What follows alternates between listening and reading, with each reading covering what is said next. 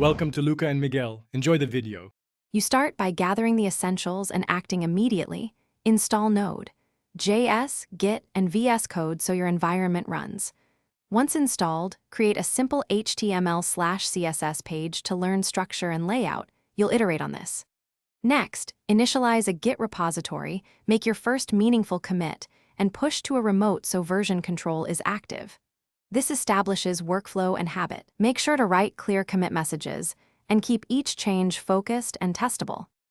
You now connect front and back.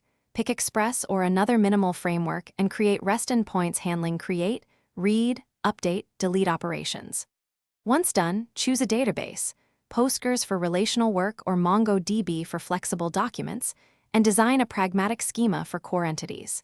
Make sure to add authentication using JWT or sessions to protect routes and store secrets in environment variables, not code. As you test endpoints with Postman or curl, write small integration tests. You finish by integrating frontend and deployment.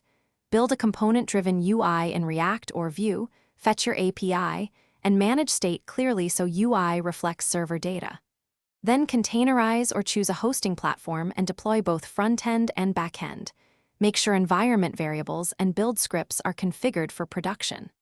Finally, run database migrations, inspect server logs, and set up a simple CI/CD pipeline to automate deployments. If something breaks, check logs, confirm end values, and roll back to the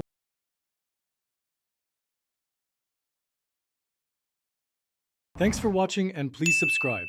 It's the best investment you'll ever make.